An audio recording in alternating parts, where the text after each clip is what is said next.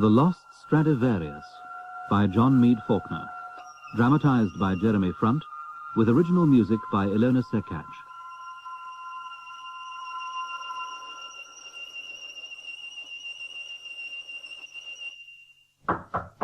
Come in.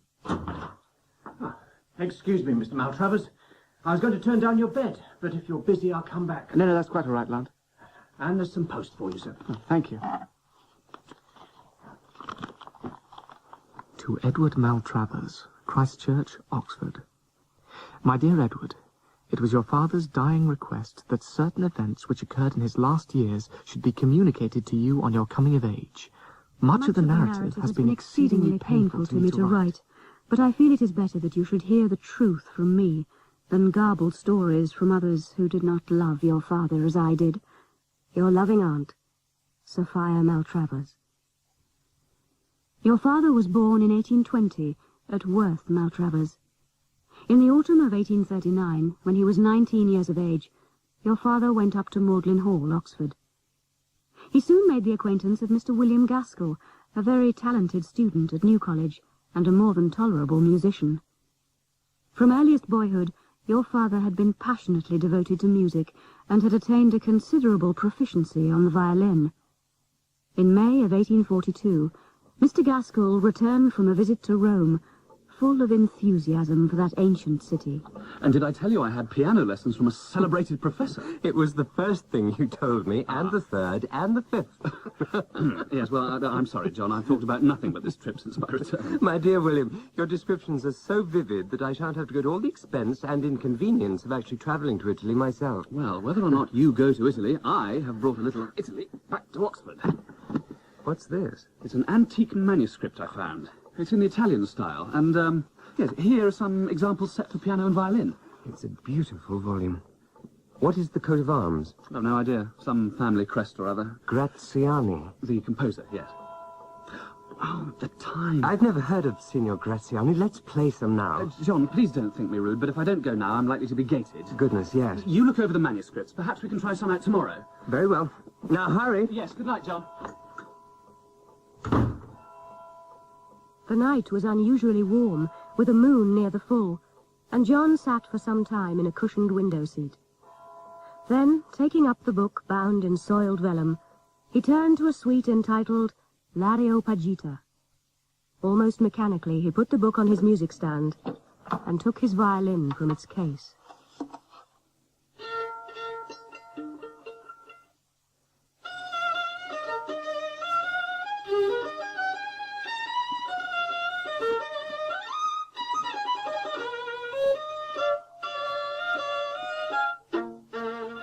As he played, my brother stood with his face turned to the window.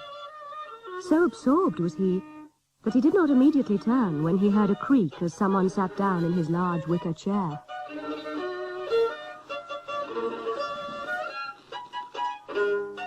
Don't tell me, William, you've decided it's safer for you to spend the night here than risk being... William? William? Are you out there? Very odd. Who's there? No one. John woke the next morning with a cooler mind, and one less inclined to fantastic imagination. He saw Mr. Gaskell in the course of the day, and they agreed to dine together in John's rooms that evening, and to amuse themselves afterwards by playing some of the Italian music.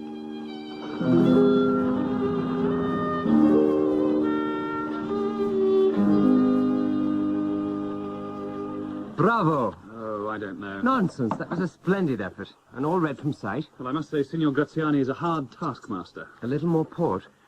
A very little if we're going to continue. Continue? Of course we must continue.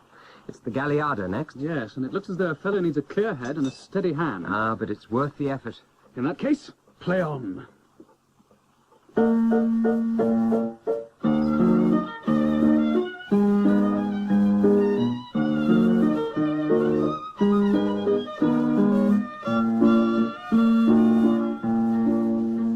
Very strange.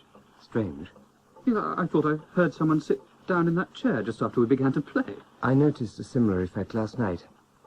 Some little time after you'd left, I was playing the Galliarda and The same piece? Yes. Well, there's your answer. Vibration. Clearly the wickerwork of your chair is in accord with certain musical notes. It's as good a theory as any. Well, now that we've solved the mystery, shall we continue? I shall not weary you by recounting similar experiences which occurred on nearly every occasion that the young men met in the evenings and played the Galliarda. But soon familiarity accustomed them to expect it. Then one night, when John was putting away his violin, Mr. Gaskell sat down at the piano as by sudden impulse and said, Johnny, I cannot stop tonight without playing the Galliarda. Why this sudden urge? Suppose all our theories are wrong. But we've discussed this at length and decided I know, but indulge me for a moment. Suppose that some strange visitant, William... some lost soul comes here by night to hear us. I really can't believe... Hear me out. Some poor creature whose heart is bound up in that tune. Would it not be unkind to send him away without hearing that piece which he seems most to relish? This is very altruistic of you, but... Let's humour his whim and play the Galliarda. Very well. Let us play.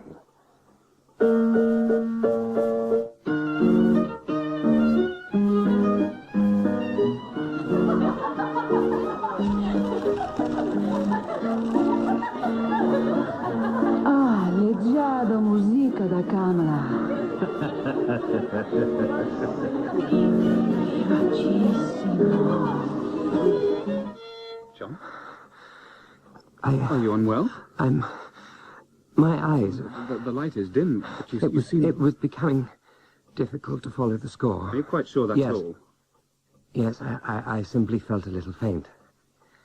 It was a foolish idea of mine. Here, drink a little water. Better? Yes. Thank you. You heard the chair? Yes. I heard it, William. Well, I only hope we succeeded in entertaining our guest to his usual satisfaction. Why'd you say he? Did you envisage our spectral friend to be a female? No, not at all. I simply thought...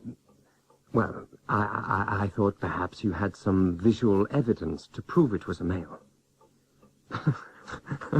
Listen to me. This is all very amusing, but faintly ridiculous, don't you think? On this occasion, Mr. Gaskell was late returning to New College, and was admonished with a fine and confined for a week. Thus the musical practice was interrupted, but resumed on the first evening after Mr. Gaskell's punishment was expired. At the end of the evening, the two young men finished, as usual, with the Areopagita. Mr. Gaskell sat in silence, as though lost in thought, and then said, You know, I cannot explain it, but each time we play the piece, an imaginary picture of some revel appears in my head. It really is most vivid. No doubt you are remembering a scene from some painting or other. Perhaps. But as I say, it is extraordinarily vivid. I can even describe the scene. Several couples are dancing in a long room lit by a number of silver sconces. The dance is quite unlike anything we might see today. The movements are most liberated, the gestures unbridled, even amorous. An arcade of arches runs down one side of the room. At the end is a gallery for the musicians, and on its coved front a florid coat of arms, a shield bearing a cherub's head blowing on 3 lilies. The couples advance, set and recede, their gestures so free and provocative, my imagination should be ashamed to recall. And amongst so many foreigners, I see a young man with an English type of face. His features, however, always elude my mind's attempt to fix them. And all this is revealed to me only during the first 16 bars of the Galliarda. With the last note of the 16th bar, the vision is gone. It's as if a veil is suddenly drawn across the scene, and I'm left with a sense almost of some catastrophe. John? What? What do you make of my antiquarian vision? I expect you're recalling fragments you've seen on your travels. But I cannot recollect where I might have seen such things. And it's all so real, so vivid. What can it mean, I wonder? In the summer of 1842, John wrote inviting me to come to Oxford for the commemoration festivities. I had been spending some weeks with Mrs. Temple and her daughter Constance. I was 19, and Constance a year my junior. The Temples were distant cousins of ours, but owing to the considerable distance between Worth Maltravers and their house of Royston in Derbyshire, our families had hitherto seen little of one another. And all this land is the property of the university? Meadows are actually owned by Christchurch. The college owns large portions of the city. There is a theory that you can walk from Oxford to Cambridge without leaving Christchurch land. And have you attempted such a journey? Alas, not. Oxford can be divided into two sorts, sporting men and non-sporting men. I've never been of a very robust constitution and therefore fall into the latter category. Oh dear. I do hope you're not finding this walk too arduous. I dare say I shall survive it. I would so hate to overtax you. I don't believe you could, Miss Temple. Sincerely, I don't. John seems most at ease with my cousin, Mrs. Temple. Yes, and I suspect his charms have not eluded Constance. Do I detect a smile, Safia? It is a very beautiful day. A day for romantic musings, would you say? A day for plots and schemes? I'm sure I don't know anything about plots or schemes, Mrs. Temple. Hush now, child. All I will say is it seems impossible that I should find a more lovable sister, or my brother a better wife. We were to leave Oxford at 10:30 on Thursday evening. After we dined together for the last time at our lodgings, we walked in St. John's Gardens. Oh, listen. A nightingale. Oh, what a magical sound. On such an evening one feels as though almost anything could happen. Fire. I think we should make our way back, if you're to make your connection at Didcot. Oh, yes, John's right. But you ladies must visit us again. There's so much more to show you. John reached his rooms shortly before 11 o'clock, sad at our departure, but happy in a new-found world of delight which his admiration for Constance Temple opened to him. He was, in fact, deeply in love with her. I know I should go to bed, but I shan't sleep. Music. The Galliarda. I'll play for Constance and imagine we're dancing together. How many times had my brother played the Galliarda? And how many times had the chair creaked within the first 16 bars? And so he was no more surprised when some 8 bars in... Come for your recital, have you? William would be amused. But as he played on, he became aware of a new and overpowering sensation. It was as if he was entering strange and uncharted waters.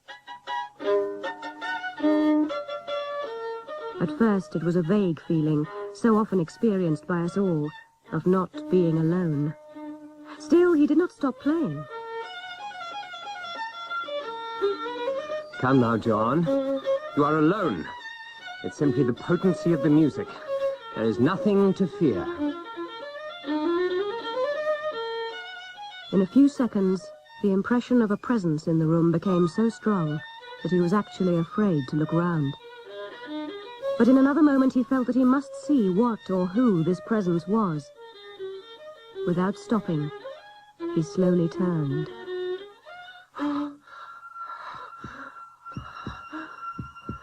In the cold, clear, early morning light, he saw, seated in the wicker chair, the figure of a man. Who are you? The apparition remained still, eyes cast down, head resting on his hand in the attitude of one listening.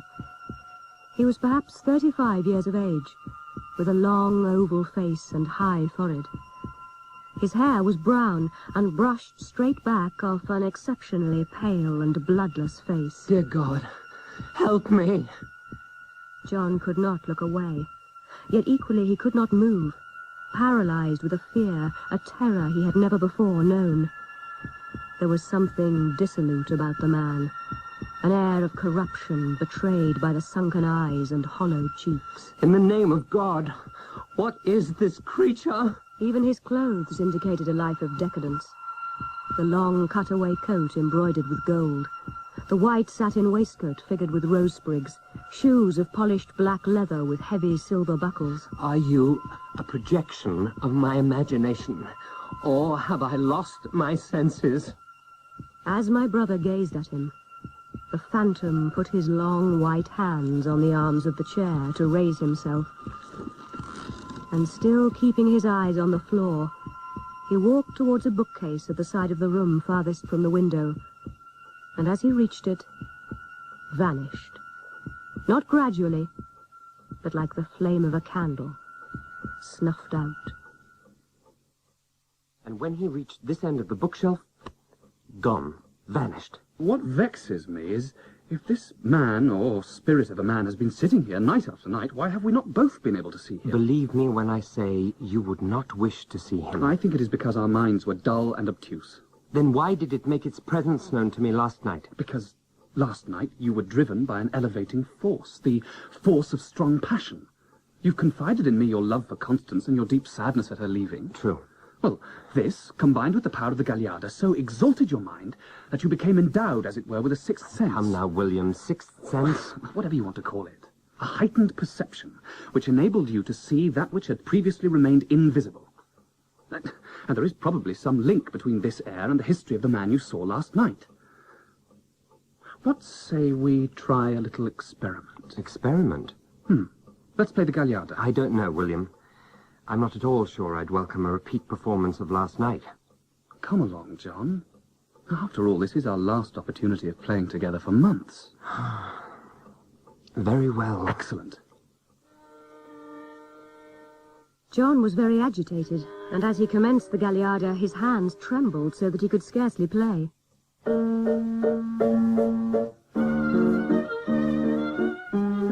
But for the first time, the charm failed. No noise accompanied the music. Both were surprised, but neither had any explanation to offer. My brother was now almost disappointed that nothing had occurred, so quickly does the mood of man change. And so the young men parted for the long vacation. That summer at Worth Maltravers was, I think, the happiest of our lives. A season of brilliant and continued sunshine.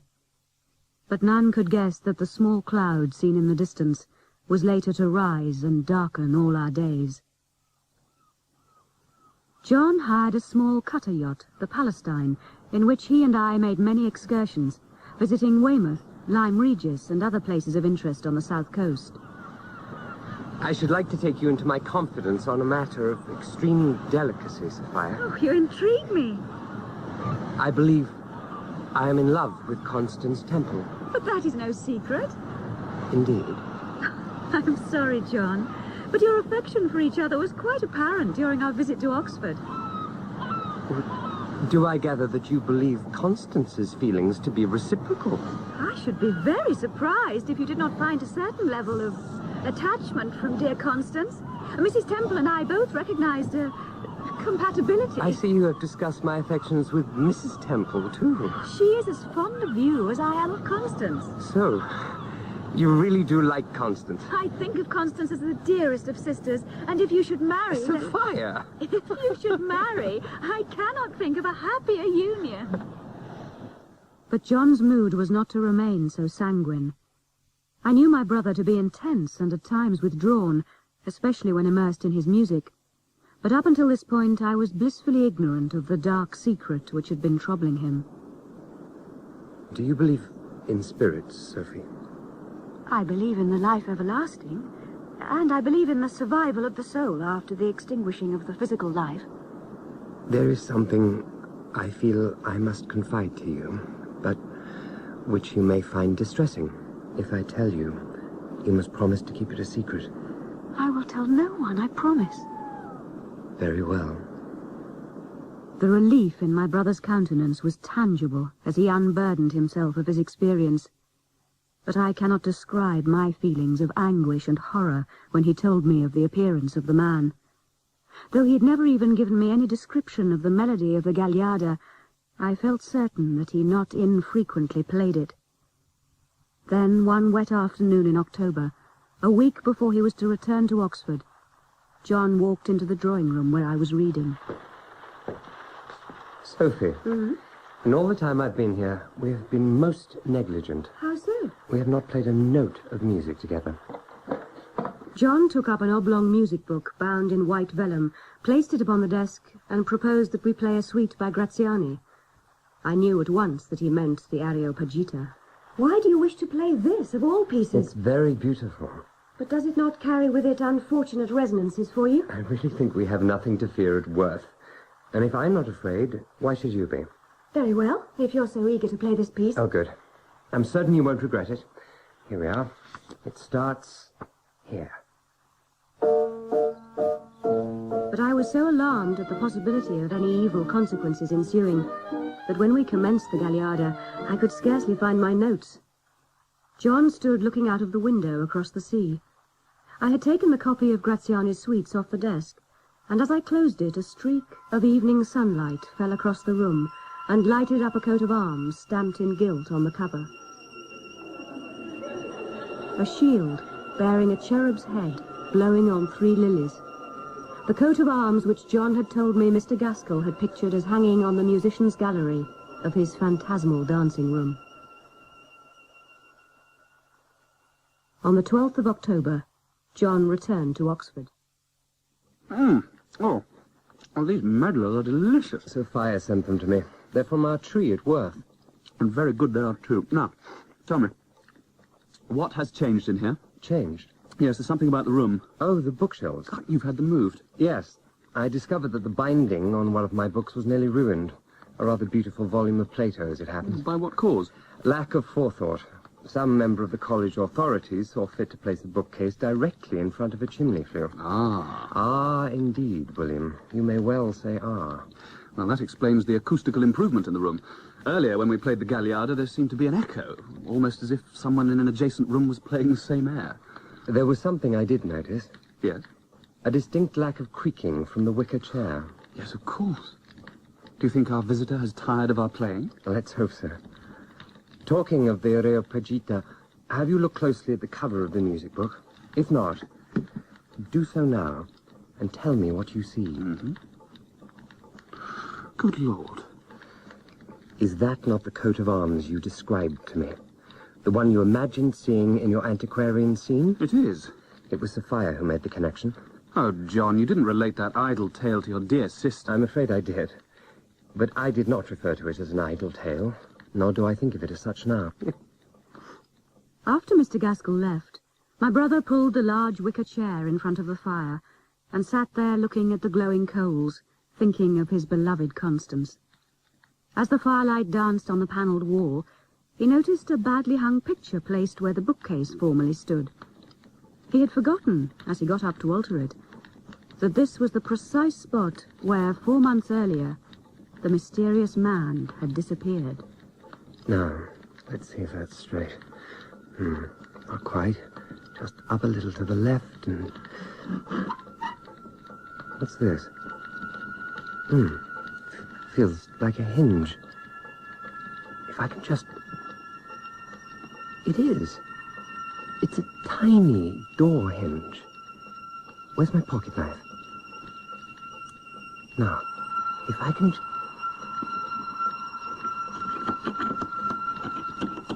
There. It's definitely a door of some sort, but no handle and no keyhole. Perhaps if I prise... Come on. Come on. Success.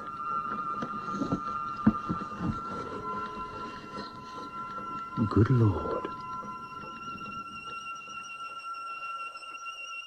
John determined that he would take his discovery to London and obtain the opinion of Mr. George Smart, the celebrated dealer, at his establishment in Bond Street.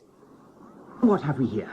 An instrument which requires authentication, and if it is what I believe it to be, in need of renovation. And what do you believe it to be? A Stradivarius. Oh, I see. My dear Sir John, I hope you have not been led into buying an instrument by a faith in its antiquity. No. Well, we'd better take a look at it then, hadn't we? Could you pass my magnifying glass, please, Sir John? Here. Thank you. Well, in the course of my career, I thought I'd seen nearly all the finest productions of Stradivarius, but I confess myself mistaken. Then you agree? This violin is of the master's golden period. It is incontestably genuine. and finer in some respects than any Stradivarius that I have ever seen. Not even excepting the famous dolphin itself. I knew it. Well, no connoisseur could hold it in his hand for a second and entertain a doubt of its authenticity.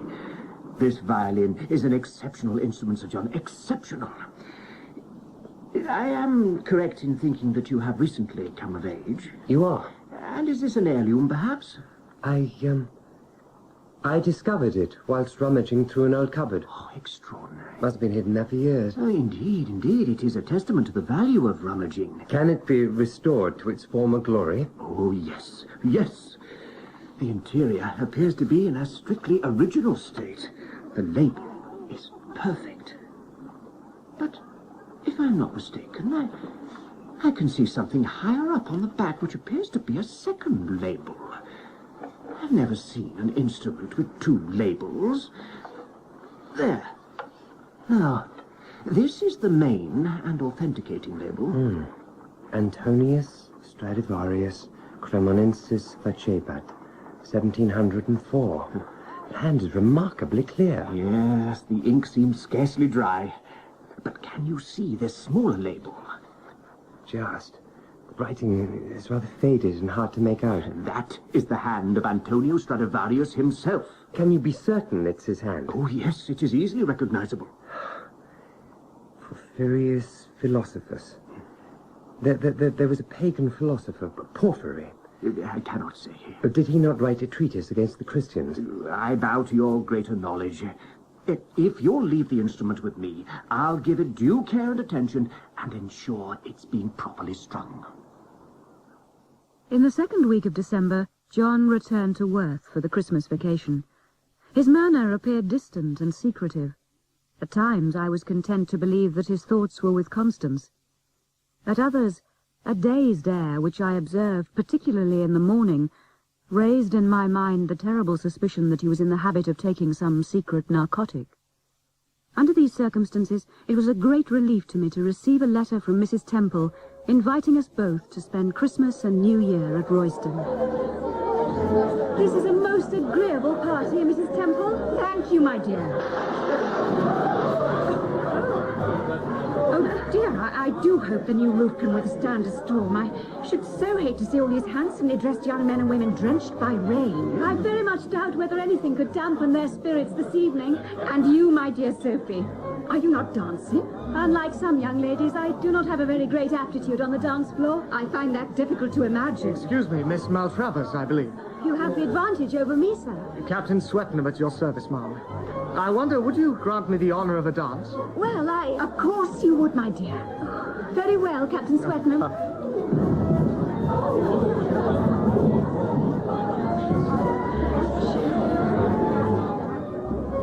Come, Constance.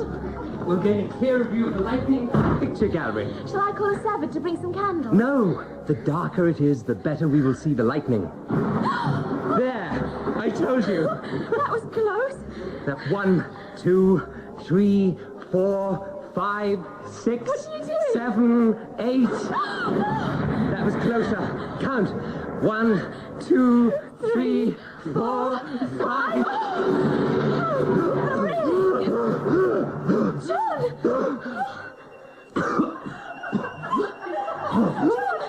Are you unwell?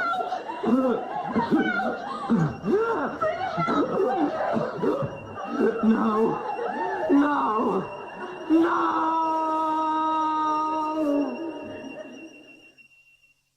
How is he, Doctor? I've given him a calming draught. Do you know what could have caused his collapse? Perhaps overexertion on the dance floor. He must be kept warm, and do not allow him to expend any unnecessary energy over the next few days. Thank you, Doctor. Not at all. You may sit by him if you wish. I will attend to Miss Constance. She had something of a shock. Yes.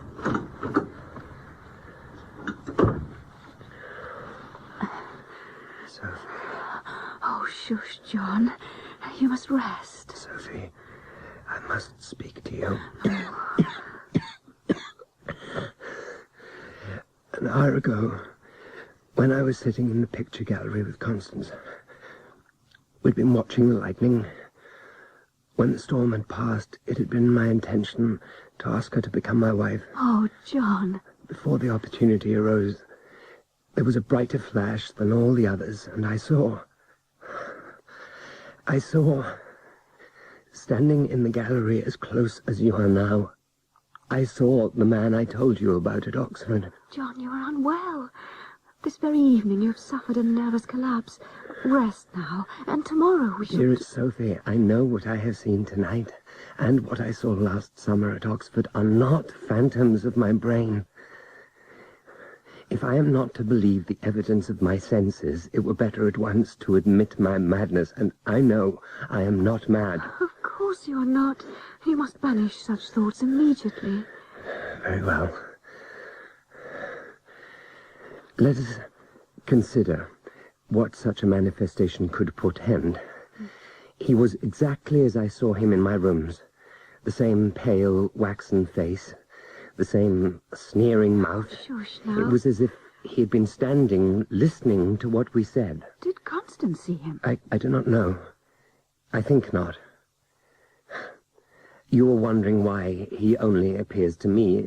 You think it is merely a delusion on my part. No, John. I can assure you it is no illusion. And this time there was a difference. When I saw him at Oxford, his eyes were always cast down. This time they were wide open. He was staring full at us. Shush. Shush. Try to calm yourself, my dear.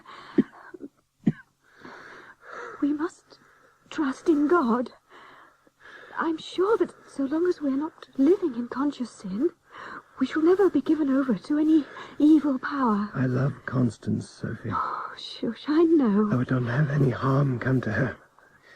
Promise me that you will never mention to Constance what I have seen this night or last summer at Oxford. I made this promise once before, and I affirm it once again.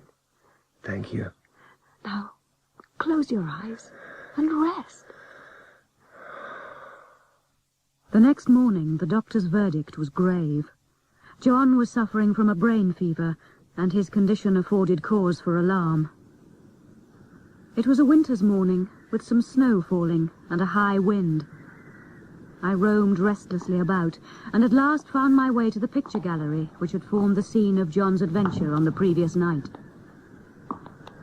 I had reached the end of the gallery, and sat down in the oriel window, watching the snowflakes falling sparsely. My thoughts were busy with John's illness. At last I turned away from the garden, and as I did so, my eyes fell on a remarkable picture, a full-length portrait of a young man. The same pale, waxen face, the same sneering mouth. He was staring full at us. It was the painted likeness of my brother's vision.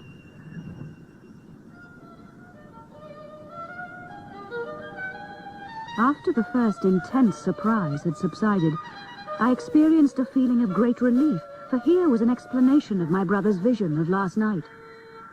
But if the spectre he saw at Oxford was merely an effort of disordered imagination, how was it that he had been able to describe it exactly like that represented in this picture? Prior to this visit, John had never been to Royston.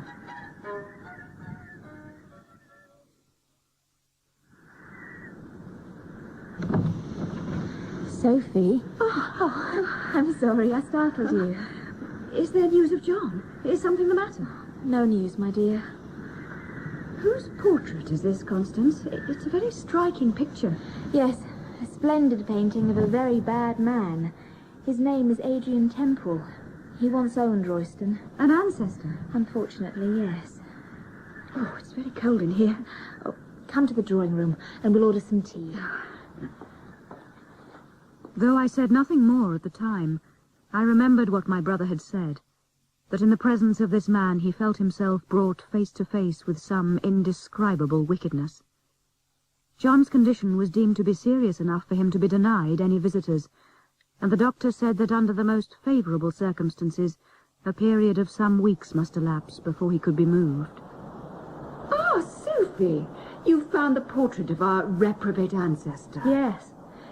I'd rather that you should not exhibit any curiosity as to this man. Indeed, I wish that we'd not to call him an ancestor. Was Adrien Temple really all that bad? I know little of him myself. His life was of such a nature that no woman, much less a young girl, would desire to be well acquainted with. Oh, dear.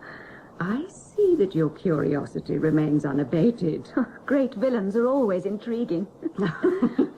Very well. Adrien Temple was, I believe, a man of remarkable talent, and spent most of his time between Oxford and Italy. Do you know which college he attended? I do not, and I'm quite certain he would not be acclaimed by the authorities as one of their proudest alumni.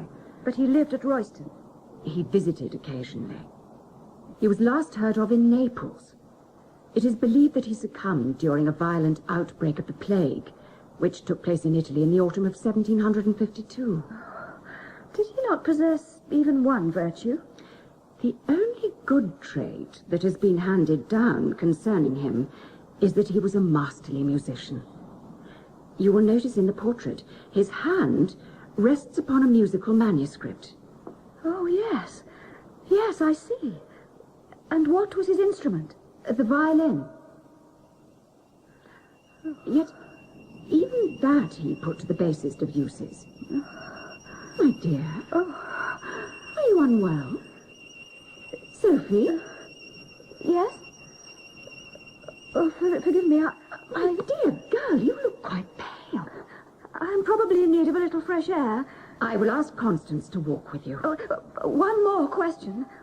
Was Adrien Temple a handsome man? That is a girl's question. He is said to have been very handsome, but certain experiments spoiled his complexion and turned it deadly white.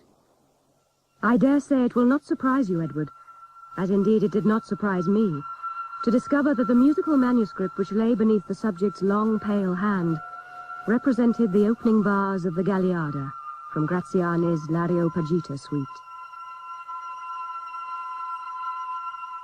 Before his restoration to health was complete, the attachment between John and Constance had ripened into a formal betrothal. By Easter, his health was pronounced to be entirely re-established, and on returning to Oxford, he found the Stradivarius waiting for him. But John, knowing he was not the instrument's rightful owner, kept it a secret, playing it only when alone, and always locking it away in its secret cupboard. The summer term passed away, and the final examinations were now over. The last night of term had arrived, the last night, too, of John's Oxford career. Damn this place. Why must people interrupt one so? One moment.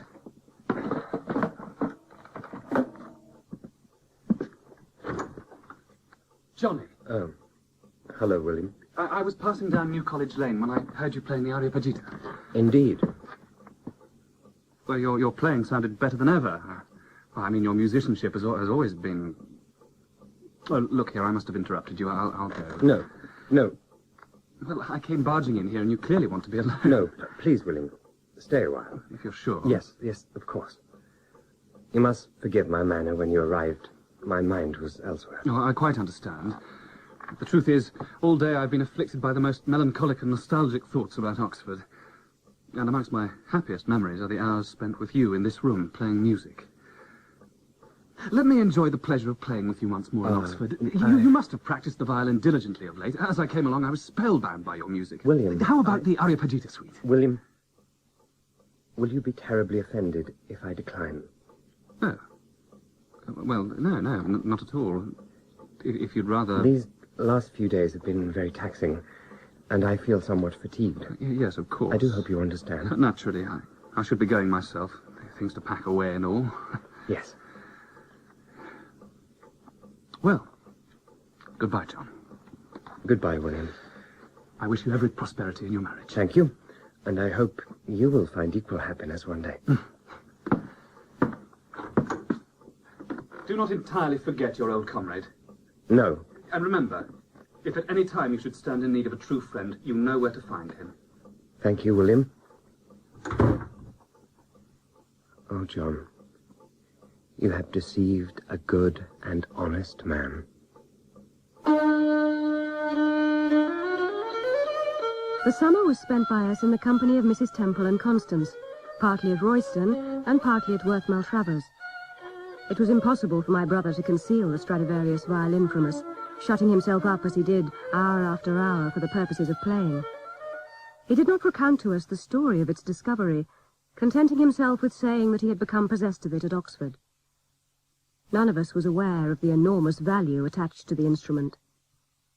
So the summer fled, and on the 1st of September, John and Constance were married, after which they immediately departed for the continent. How quiet the house seems without the sound of the violin. I must persuade you to play for me one evening, Safia. Oh, I will gladly play, but you must not expect to hear music of the high standard set by my brother. A letter for you, madam. Thank you. It's in John's hand.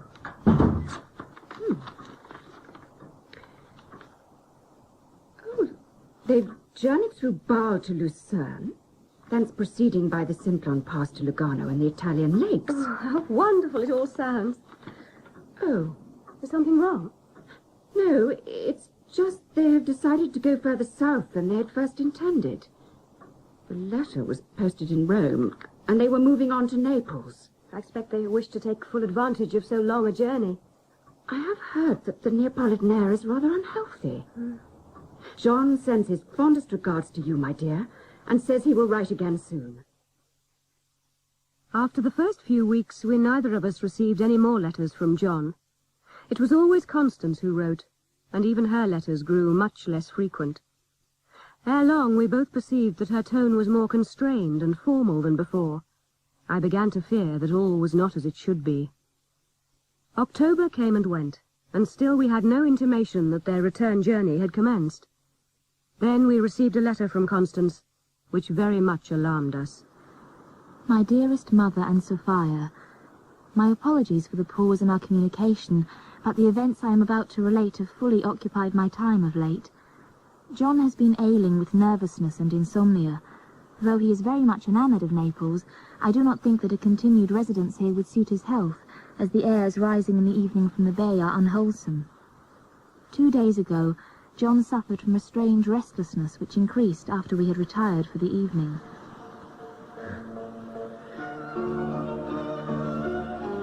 John?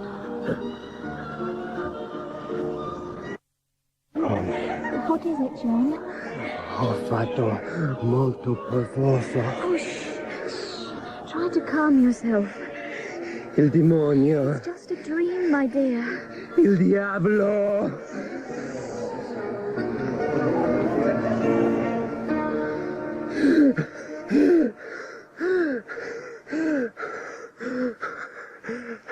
John was so deadly pale and so exhausted that I insisted on his keeping to his bed until I could get medical advice. The doctors fear that he had been attacked by some strange form of malarial fever, but I can report to you now that he is receiving good care and appears to be over the worst. I would wish to have written with happier news. However, my husband's health improves daily, and I hope soon to write with news of our imminent return. John and Constance finally returned to England and reached Worth just before Christmas. Oh, my dear John. Constance. Sophie. You must be exhausted, my dears. And John, how are you feeling? Quite well, thank you. We were terribly worried about you. I'm sorry for that. Are you sure you're fully recovered? You look pale. Oh, believe me, Sophie, despite his lack of colour, the John you see before you is a great improvement on the man he was in Naples. Please, don't fuss, Constance. I am merely trying to reassure your sister. Yes, I know. But I'm tired of being observed as some sort of medical curiosity. The doctors were bad enough. We are safely back at Worth. Let that suffice. Now, come, Constance. I want to hear all about the exotic sights. It was a source of infinite pain to Mrs. Temple and to me to observe that John's former moodiness and abstraction seemed to have returned with increased force. He appeared little except at meals, shutting himself up in his morning room or study and playing continually on the violin.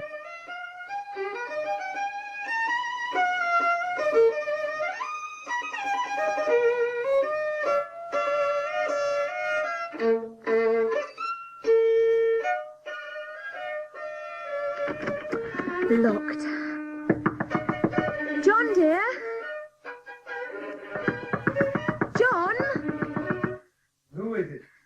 Constance. What do you want? Would you let me in, John? I find it difficult to speak through a locked door.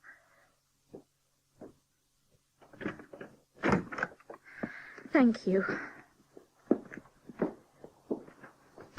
You look very pale, John. Do I? This room feels airless. To you, perhaps, but it suits me. Why are you being like this, John? I'm not being like anything. Do I displease you so very I've really much? no idea what you're talking John, about. tell me, I beg you, if I have done something to anger you so. I'm not angry. Then how else am I to interpret your mood? Please, try to control yourself, madam. Do you expect me to behave in as cold a manner as you? I expect you to exert a little self-discipline. I dislike uncontrollable displays of emotion. What has happened between us? We are married. That is all. Was I so mistaken to believe that marriage was the result of love between two people? You have done well enough, I think. What do you mean by that, John? John, explain your last statement. I am a man of quiet, solitary pursuits. You knew that when you undertook your vows. Now, please, leave me in peace. As you wish.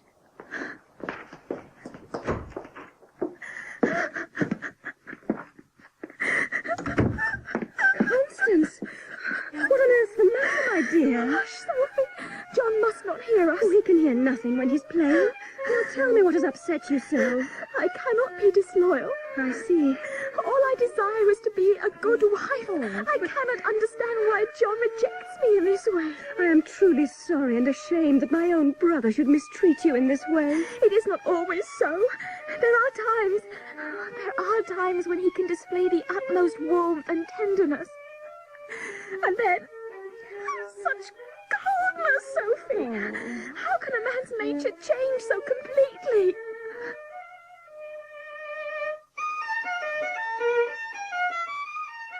In the course of the next few months, John's treatment of his wife became more callous. The only consolation I could offer Constance was to persuade her that John's estrangement was merely the result of some physical infirmity. He refused all efforts to place himself under the care of a doctor. It was therefore with no ordinary pleasure and relief that we heard my brother announce quite unexpectedly one morning in March. I've been thinking lately that it might be efficacious to my health if I were to have a change of air. So I have made up my mind to go away for a while. Oh, that is good news, is it not, Constance? It is. This is just the right time of year to visit Royston. Oh, yes, I remember the spring flowers looking... I won't be going to Royston.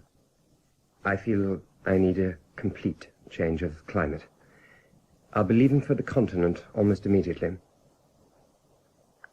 I see. I hope you will understand, but I feel I must undertake this journey alone. Yes. Yes, of course. Naturally, I will take Parnham with me, but I think it is best for me to be without normal society for a while. You will write, John. Yeah, as soon as I arrive. Might we inquire as to your destination? I have not decided.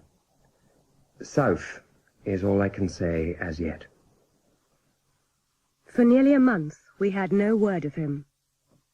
How is Constance today? She slept well enough, I believe. Dr. Empson is with her now. Still no word from John? A letter arrived by the early post. Oh, what news? Very little. Oh, In fact, nothing other than an address to which she might write if she wishes. I see. And where was the letter posted? Naples. Here. The Villa de Angelis at Posillipo. I cannot tell you how distressing I find this entire business. You must not feel that way, my dear Sophie. None of this is your fault. John is his own man. That is precisely what worries me. What on earth can you mean? Oh, you will think me foolish. I could never think of you in anything but the highest terms. Now tell me what worries you. While John was at Oxford, he claimed to have experienced an extraordinary phenomenon. Phenomenon? A manifestation. Do you mean he saw a ghost? For want of any other explanation, yes, a ghost. Whatever it was, The vision horrified my brother, and he became convinced it was a force of some evil. Now, Sophie, John was always of a somewhat nervous disposition, was he not? Yes, but then why should you attribute his present state of mind to supernatural influences? the time he fell ill in the picture gallery at Royston, John took me into his confidence and swore me to secrecy. He said the same apparition which so terrified him in Oxford appeared to him again that evening. My dear girl. Oh, I said you would think me foolish. Not foolish. I believe you to be a loyal and loving sister, and I know you would do anything to help your brother or excuse his actions. All I can say is I knew my brother's sweet nature before these incidents. I have witnessed his moods, his depressions, and something has changed in him. I pray to heaven that he is suffering from some nervous disorder, but I cannot entirely dismiss the thought that something or someone is exerting a malign influence over him. Come in. Excuse me, ladies. Oh, Doctor, and how do you find Constance today? Very well. Good. One might even say she's in the full bloom of health. But she seems so frail of late. Mrs. Temple, Miss Safia, I am pleased to be the bearer of good news. You should prepare yourselves for a new family member. Oh, grandchild. Indeed, and a very grandchild I'm sure it will be. I must go to her at once. Will Sir John be away long? Well, we do not know. Oh, but he's sure to return immediately on receiving this news. I confess to you that I feared my brother's recent strangeness had prepared me for wild behaviour on his part, and it was with a feeling of extreme relief that we received a short note from John saying that he was already en route for England. Your mother, grandmother, and I returned to Royston, and were soon joined by your father. His pallor was as remarkable as before, but he was visibly thinner, and his strange mental abstraction and moodiness seemed little abated. How well Sophie plays. Don't you agree, John? Sophie. What about her? I was remarking on her proficiency as a musician. She has innate talent, but doesn't work hard enough at cultivating it. I think she plays very well. I say nothing Sophie would not say herself. What a beautiful afternoon. The sky is a perfect clear blue canopy. Apart from one tiny cloud. I see no clouds. There, just above the copse. Oh, yes. I wondered whether you should come in out of the sun, Constance. Yes, I've been sitting out since luncheon. The afternoon heat is so intense. It is always the surprise that complete inactivity can fatigue one so... Can you manage, my dear? Perhaps John would help you.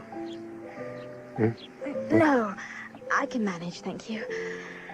Oh, I shall lie down for a while.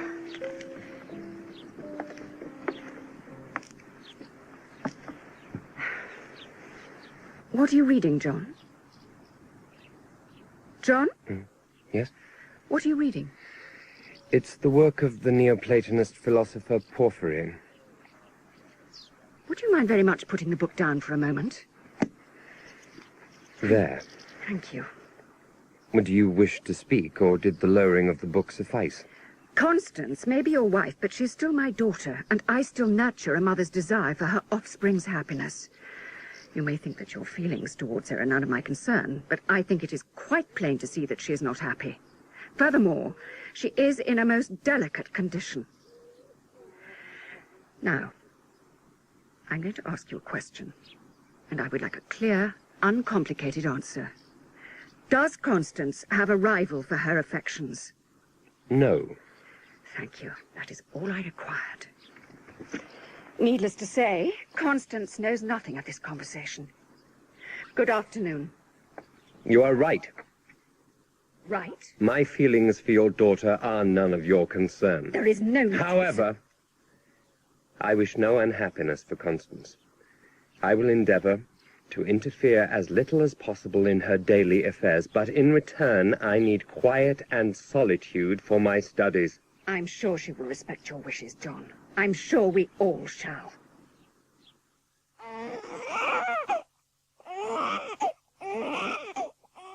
Your birth, my dear Edward, followed very shortly. It saddens me to relate that your father exhibited little interest at the event, though he sat nearly half an hour with Constance one afternoon, and allowed her even to stroke his hair as time long passed. One evening near the end of July, we were sitting after dinner in the drawing-room at Royston. Constance, who was once more downstairs, sat playing at the pianoforte. My brother had been sitting in an easy chair reading some classical work during his wife's performance and taking little notice of us. But after a while, he put down his book and said, Constance, if you will accompany me, perhaps we could play a little while. Oh, yes, John, I would be delighted. It has been a long time since we have played together. Oh, all the more reason to do so now. What would you like to play? Let's try the Areopagita by Graziani. I ought to warn you, I am not at all familiar with the piece. It won't take you long to familiarize yourself with the melody. Once heard, it's not easily forgotten. Very well. I shall try my best.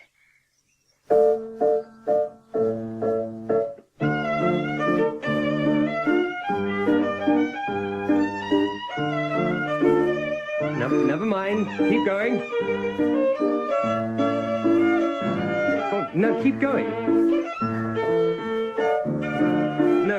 Oh, for God's sake! This is impossible. Let Sophie play.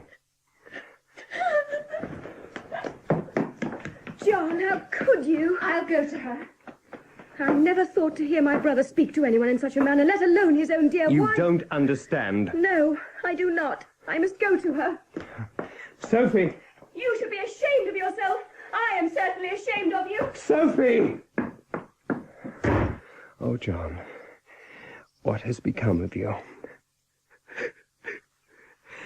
What has become of you? We put Constance to bed, but it was some hours before her compulsive sobbing ceased. I sat with her till after 1 o'clock, then left her dozing off to sleep and returned to my own bedroom. My head had scarcely touched the pillow ere I fell into a deep sleep.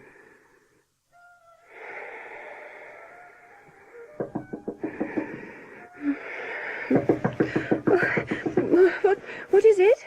Sophie, let me in. Oh, wait 1 moment. Oh, dearest Constance, you should not be up at this hour. Come back to bed, you will take cold. Do you hear nothing? Hear what? Oh, that detestable melody. I will try to persuade him to stop. Go back to bed, my dear. No, I must come with you. Constance took my hand in hers, and we moved together down the passage.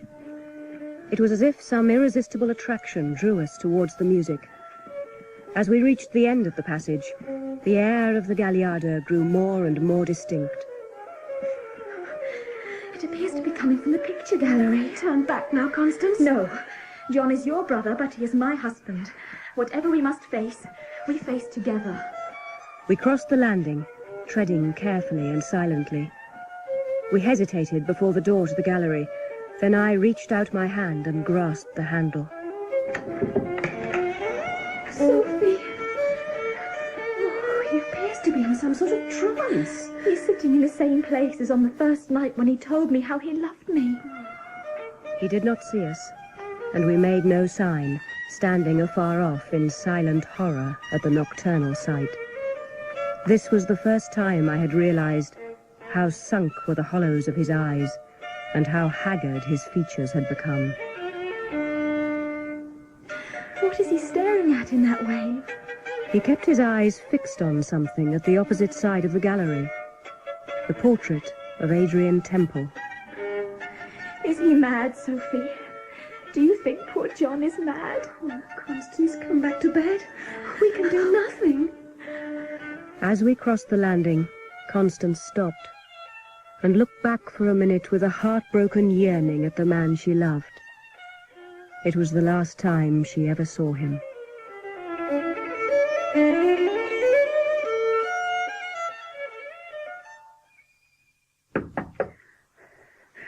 Come in.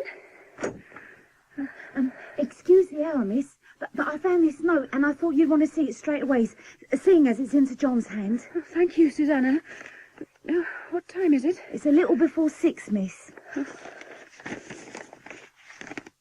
My dear Sophie, I find that my continued sojourn at Royston is not beneficial to my health, and have thus determined to return to Italy.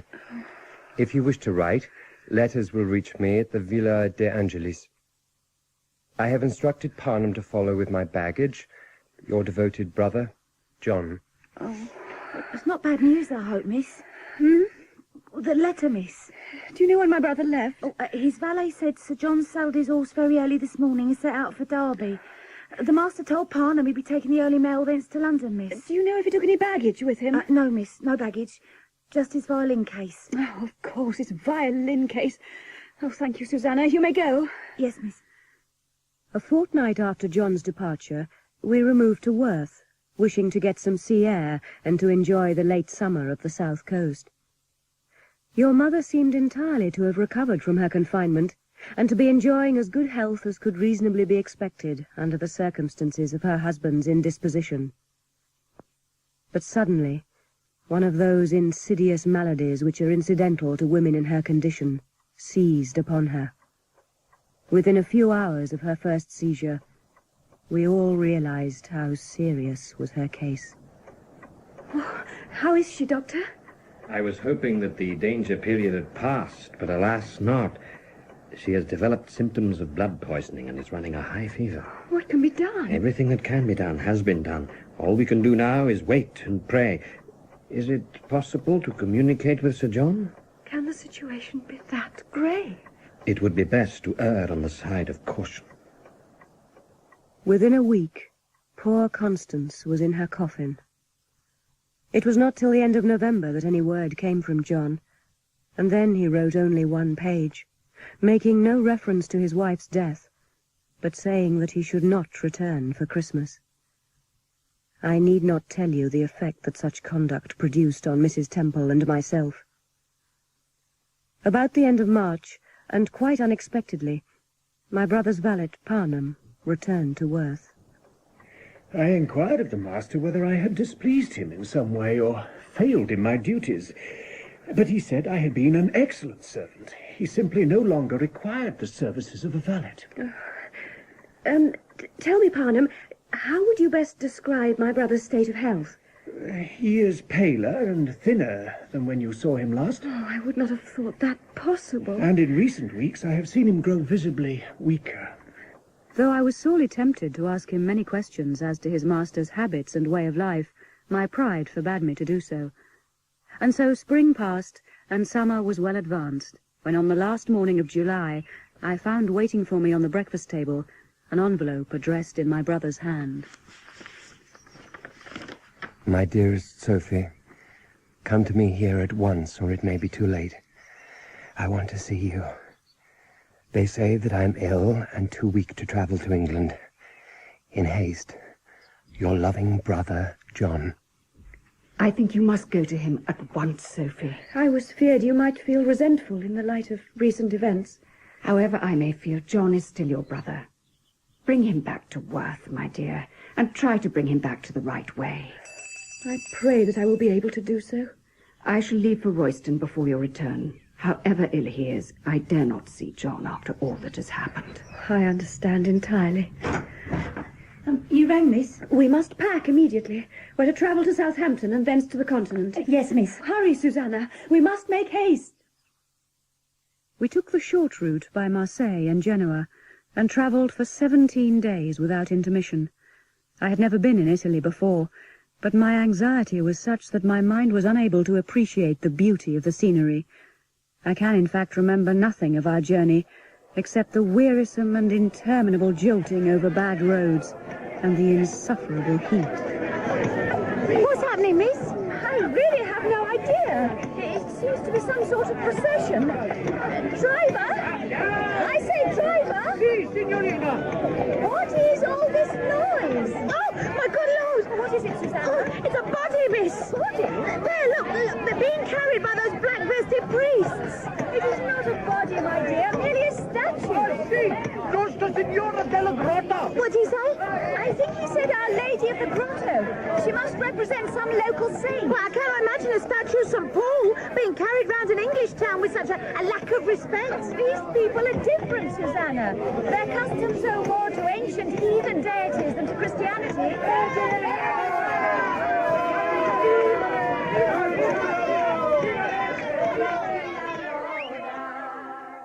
Just as the sun came up over the sea, we arrived at the Villa de Angelis.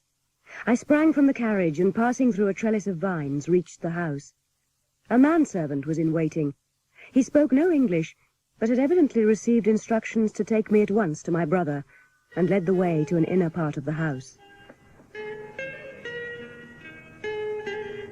John! My dear Sophie. Potete andare, Raffaella. Sì, grazie, signor. Buonanotte, signore. Raffaella, he plays to me when I have difficulty sleeping. He's very, very talented, don't you think? Oh, John, why did you not ask me to come earlier? You are here now. That is all that matters. But you are clearly not well. Is there anything I can do? Water. A little water from the jug.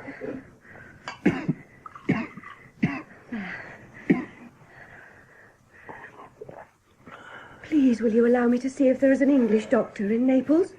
No. But, John... I'm quite content with the care of my Italian doctor, Signor Baravelli. He visits me almost daily. You should not be here, John. This place does you no good. I know that now. And I hope to be able to return with you to England shortly. When? We could make arrangements almost immediately. Soon, Sophie, soon. The doctor tells me that I'm suffering from some sort of consumption, and that I must not expect to live long. Oh, John! Hush, hush now. I fully intend to see Worth once more, and to feel again the west wind blowing in the evening across from Portland, and smell the thyme on the Dorset Downs. You see, already I feel a little stronger. Well, I am here now, and it is my sole intention to take you back to Worth at the first opportunity. I had spent near a week at the Villa de Angelis. John's manner to me was most tender and affectionate, but he showed no wish to refer to the tragedy of his wife's death, or to attempt to explain in any way his own conduct in the past. He spent day and night reclining on his sofa and speaking little. The Stradivarius lay nearby in its case. He had apparently lost that taste for the violin which had once absorbed so much of his attention. Indeed, the bodily strength necessary for its performance had now failed him. What are you staring at, John? Just the fishermen setting their nets. It never changes. It imbues me with a strange stillness. The feeling that this same scene has played itself out for centuries past and will continue to do so for centuries to come. Have you heard of Vedius Pollio? No. Well, he was a great epicure, and it was here that he built himself a famous house. He called it by two Greek words meaning a truce to care, hence the name of this place, Posillipo. I wondered what the name meant. Here he cast aside his vexations, but they were lighter than mine. Come now, John. Posillipo has brought no cessation of care to me. I do not think I shall find any truth this side of the grave, and beyond, who knows? You must not speak that way. We will soon be back at Worth, and then your cast of mind will be quite different. Just you wait. I have instructed Raphael to prepare a carriage to take us into Naples tomorrow evening. Are you sure this is wise, considering your state of health? Yes. I feel somewhat stronger, and there is something I wish you to see. I have made some investigations in Naples, which have led me to a strange discovery. Very well. After that, we shall return to England at once. Oh, John, I've been waiting to hear you say that. I shall make preparations to leave immediately. Yes. Do that, dear Sophie. Do that. There is no hope for me here.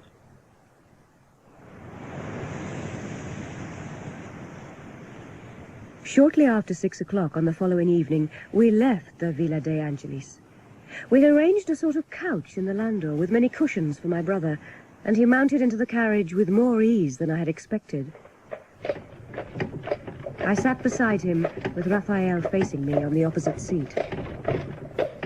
In the Via del Giardino, the houses were of great height and overhung the street so as nearly to touch one another. Many of the houses were large and dignified, though long since parcelled out into smaller tenements. It was before such a house that we were at last brought up. What is this place? Unlikely as it now seems, this was once a palazzo. Aprire la porta, Raphael. Si, signor. Now, help me down, Sophie, while Raphael unlocks the door.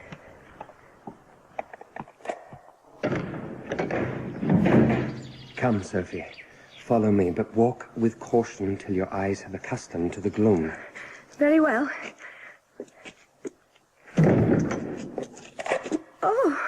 Excuse, signora. I will need you and Raphael to help me climb the stairs. Of course. We reached a landing at the top and found ourselves in a small chamber directly over the shop. It was quite empty, except for a few broken chairs, and appeared to be a small loft formed by dividing what had once been a high room into 2 stories, of which the shop formed the lower. My brother sat down on one of the old chairs to collect his strength before speaking. Do you recall I told you something Mr. Gaskell once said about the music of Graziani's Areopagita suite? I remember you said it had a peculiar effect on his imagination. The Gagliarda especially called to his thoughts a picture of a hall where people were dancing. Yes, I remember. At the end was a gallery or balcony for the musicians, which carried on its front a coat of arms. A shield, bearing a cherub's head, blowing on 3 lilies on a golden field. Your memory is very acute. The detail surprises even me. The picture which he drew was more than a fancy, for we are at this minute in the very hall of his dream. Oh, John, you allow fancy to rule over reason. There may be some similarity between this room and This the one... is the room, Sophie. Believe me, this is the room. This miserable floor on which we stand is a later addition, but look up. Now, what do you see? There are traces of some rich decoration. And there, ahead of you? Which is nothing but a carved and whitewashed dado. Move closer. Now tell me what you see. A shield. And? There are remnants of gold leaf. And what else? Look closer. Oh. Now tell me what you see, Sophie. A cherub's head with 3 lilies. That is the shield of the old Neapolitan house of Domacavalli. Oh, this is all too strange. It is the shield Mr. Gaskell dreamt of. Oh. Behind it is the balcony on which the musicians sat. From it they look down on the hall and the dancers. Come, Sophie. I will take you downstairs, that you may see if the description tallies. The evening light had now faded so much that we could scarcely see, even in the passage, and the shop, having its windows shuttered, was in complete darkness. Raphael struck a match. In the light of 3 half-burnt candles, I could see the interior of the shop for the first time. In one corner, I noticed that the earth which formed the floor had been turned up by spades, and a large stone was thus exposed below the surface. The stone had an iron ring attached to it, and seemed to cover the aperture of a well or vault. There. Do you see the 2 arches at the back of the shop? I do. They are part of the arcade which once ran down the whole length of the hall. Think, Sophie. On a summer's night about 100 years ago, dancing was going on in this hall. I find it difficult to imagine a scene of gaiety in such decayed surroundings. The tune that the musicians were playing in the gallery was taken from Graziana's Areopagita suite. Must we stay here? Gaskell often told me that when he played it, the music brought with it a sense of some impending catastrophe, which culminated at the end of the first movement of the Gagliarda. I do not like this place, John. It was just at that moment that an Englishman who was dancing here was stabbed in the back and foully murdered. John, what are you doing? Help me, Raphael.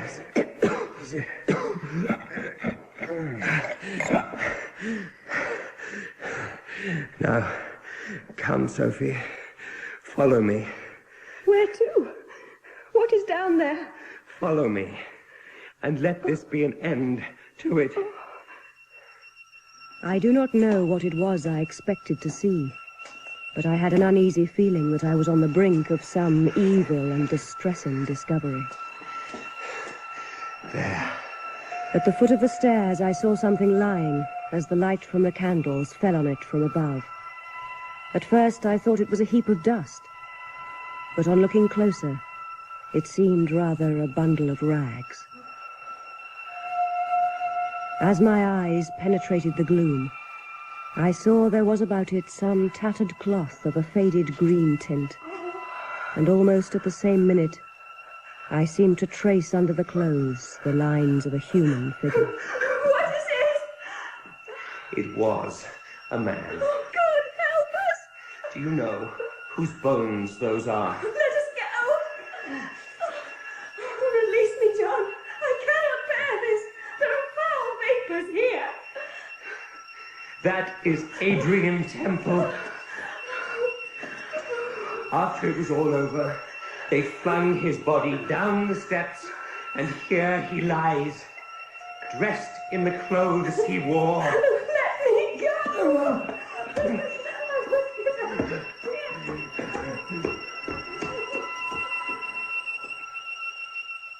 Oh, Safia! Oh, Susanna! How did I get here? The master brought you home, miss. Raphael carried you up here. Oh, John! How is my brother? The boys sat with him all night. I believe he is showing signs of great weakness. I must dress and go to him.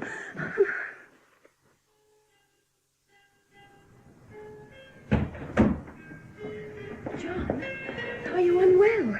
Shall I call for Dr. Baravelli? I do not need a doctor, Sophie. The only thing which may bring me some relief would be an immediate return to England. Are you strong enough? I am as strong as I am likely to become.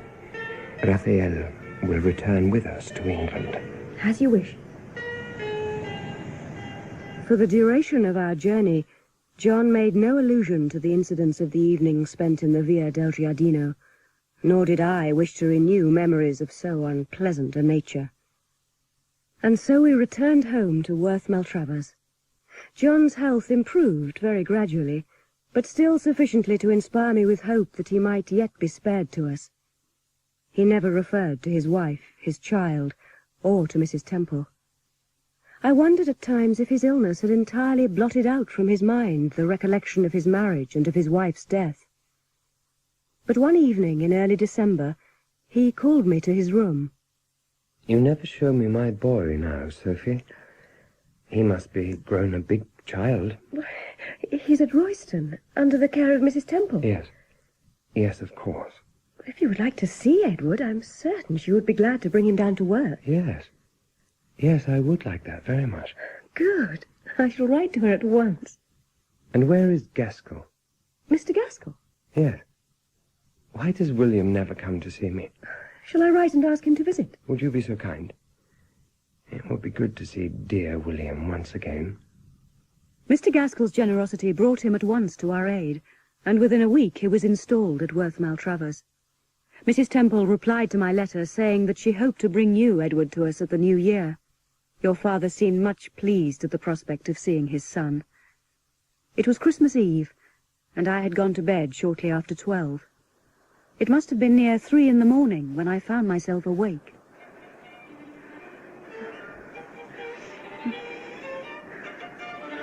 Oh,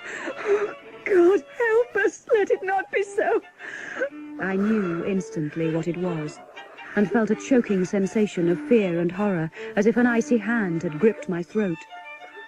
The memory of another night rushed to my mind, when Constance had called me from my bed at Royston.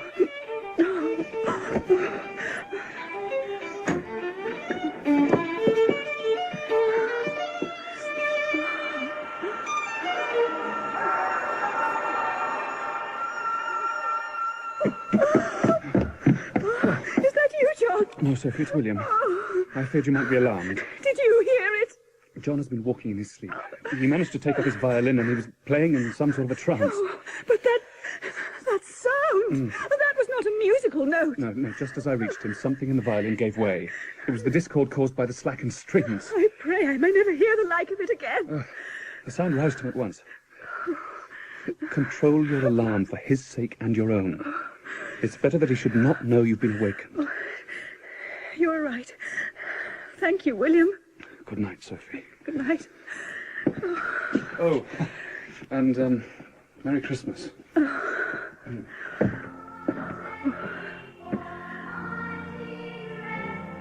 That Christmas morning was one of the most beautiful that I ever remember. I had risen early and had partaken of the sacrament at our little church. Mr. Gaskell met me in the hall on my return. Good morning, Sophie. Good morning. Have you seen John yet? I have, and it is good news. He seems decidedly better. Oh, that is good. More, he desires that we take our breakfast with him in his room. Well, then, let's waste no time in doing so. Before we had finished breakfast, the sun beat on the panes with an unusual strength and brightness. His rays cheered us all, and it was so warm that John wheeled his chair onto the walk outside. Morning service. I should like to go to church. You and I have always been on Christmas morning, Sophie.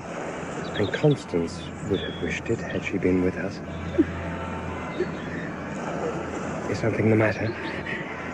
No, it's nothing. I think John would take no harm in attending the morning service, providing the church is warm. It was exceedingly warm earlier this morning. Well then, we shall all go. I'll just fetch my cloak. My heart was full of profound thankfulness for the signs of returning grace to my dear brother on this happy day. I was ready dressed and had just entered the library when Mr. Gaskell stepped hurriedly through the window from the terrace. Sophie, John has fainted. Oh! Run for some smelling salts and call Parnham. Yes. There was a scene of hurried alarm, giving place ere long to terrified despair. Parnham mounted a horse and set off at a wild gallop to Swanage to fetch Dr. Empson. But an hour before he returned, we knew the worst. My brother was beyond the aid of a physician. His wrecked life had reached a sudden term.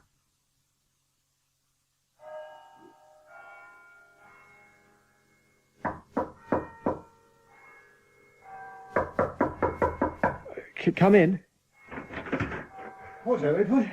Jack, come in. Oh, you've forgotten, haven't you? Forgotten? Sculling, sir, sculling. I waited a full hour at the boathouse before abandoning all hope and deciding I should pay you a visit, lest you'd fallen under a fever or overindulged on Founder's Port. Jack, I'm so sorry. How can I ever... 1 hour, sir. 60 frostbitten minutes. What's the matter, Eddie? Bad news? It is, in a sense. It's a letter from my Aunt Safia concerning the circumstances which led to my father's death. I'm sorry, Edward. I burst in here, ready to... No, please don't apologise. It's simply... Well, I shan't be able to put my mind to anything... I quite understand. I shall leave you straight away. You don't have to... No, I must. Call on me, well, whenever you wish. I have now, dear Edward, completed the brief narrative of some of the facts attending the latter years of your father's life. The rest you know. Conjointly with Mr. Gaskell, your father appointed me his executor and guardian of his only son. There is little more to add, except to tell you that 2 months after we consigned John to his final resting place, Mr. Gaskell and I lit a great fire in the library at Worth. For what we are about to do, I fear I shall probably be blamed by those who would exalt art at the expense of everything else. You do not act alone, Safia, and it is a reproach I'm content to bear. I'm not unreasonably superstitious, yet I feel so great an aversion to this violin that I would neither suffer it to remain at Worth nor pass into other hands. Do you have the book containing the Areopagita? Here. Then let the deed be done. Forgive us, John.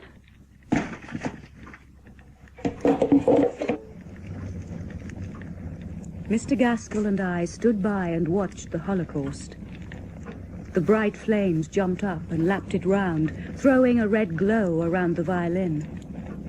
As we watched it, the scroll took form, and as the wood smouldered, something began to appear, something we had never seen before. It was cut so that the deep lines revealed the profile of a man. It was a wizened little face with sharp-cut features and a bald head. A head of the pagan philosopher, Porphyry.